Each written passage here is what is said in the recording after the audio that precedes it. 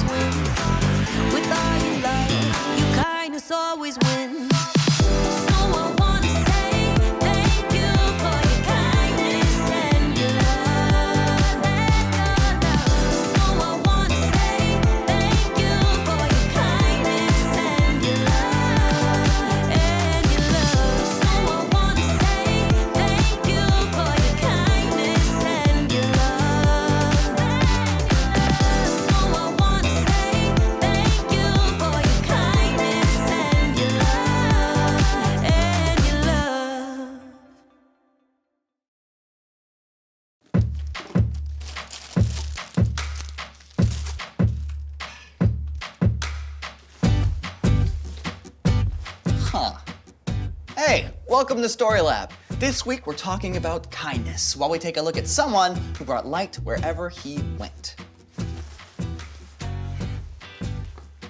I thought my lantern was in here.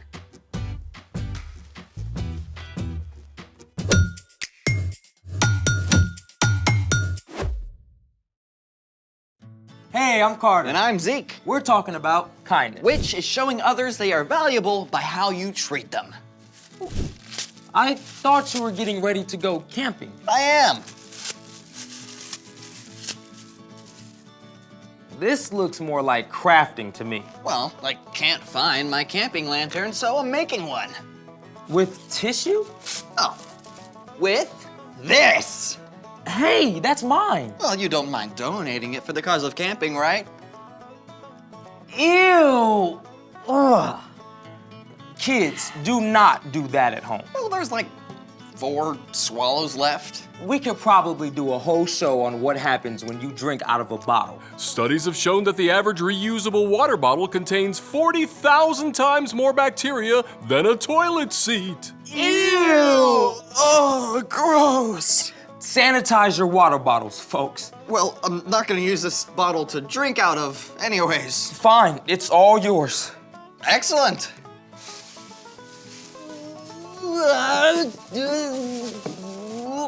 Ta-da! Cool, but I think you missed the part where a lantern is supposed to light up. Oh, well, I'll just toss in a few glow sticks. Fair enough, but that's not gonna keep you warm. Yeah, and my dad is terrible at starting campfires. Maybe you can give him a few tips. From Flame Master Zeke. Oh, gosh. Let's make it! First of all, never ever try to start a campfire without an adult. And always keep a bucket of water and sand handy. Also, settle for real nature and not just a cheesy backdrop. When you're ready to start, step 1 is to look around your fire pit area for 3 different kinds of wood. First off, you got tinder. That's small twigs, dry leaves, or pine needles. Then some kindling. Larger sticks about less than an inch around. And we have more kindling that are just slightly above an inch. Finally, you've got fuel. Your fuel is larger pieces of split logs, branches, or even firewood that you can pick up at the store. What next? Next, it's time to build. Take a couple handfuls of tinder and pile them in your fire pit.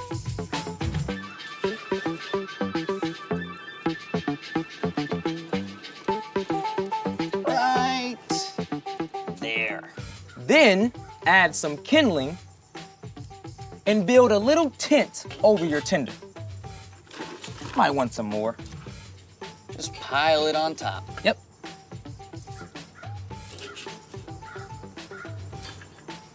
How is that? You got it. Now it's time for a grown-up to bring out a match or a lighter. The dry twigs and leaves should light pretty easily.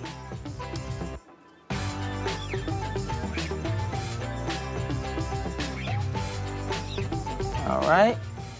Starting to heat up just a little bit. There we go. Now, you can feed it with more dry twigs and leaves, little by little, and watch as it takes off. And you can blow lightly at the base of the fire as well.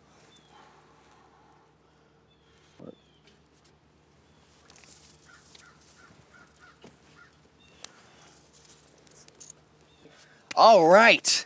Ready for this? Whoa, Flame Master. Add some kindling first. Oh. Here. When the fire is big enough, then you can start to add larger pieces of fuel.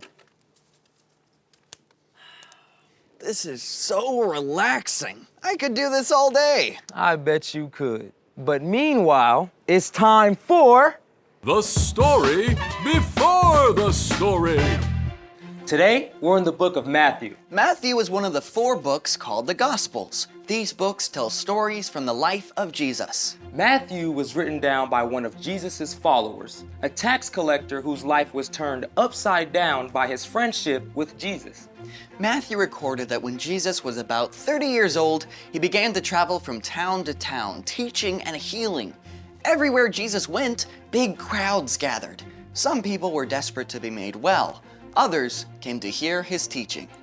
Jesus didn't turn anyone away, even people who were considered outcasts, which is where our story starts. Take it away.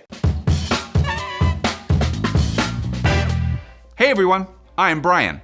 And hey, I've got a question for you. Have you ever wondered what God looks like? I mean, God is so incredibly awesome and amazing and glorious that people can't look directly at God. I mean, when Moses spent time with God on Mount Sinai, Moses' face shone so brightly afterward that he had to cover it. But God wants to be known. God wants to be in a close relationship with us, like a good friend. And that's the reason God sent Jesus. The Apostle Paul wrote that Jesus is the exact likeness of God. Jesus is God's Son. So when we look at the things Jesus said and did, we can know that this is what God is like. Jesus showed us what it means to love others like God does. And one of the most important ways that we can show love is through kindness. Now, it's easy to think of kindness as just, well, being nice, and that's part of it.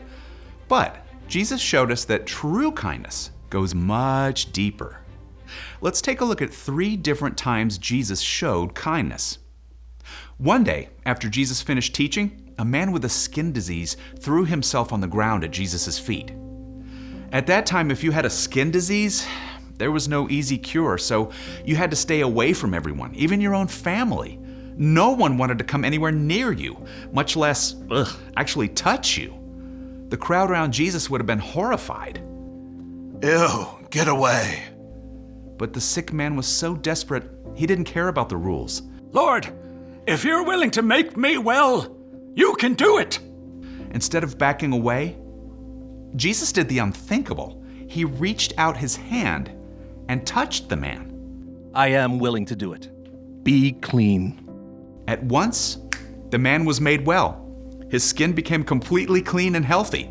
Through the kindness of Jesus, the man could now return to his family and friends. In fact, Jesus often spent time with those who were overlooked or considered unimportant, like children. Let's take a look at another time that Jesus showed kindness. Now, at this time, people didn't think kids had much value. So when some families brought their kids to see Jesus, his followers stepped in to stop it.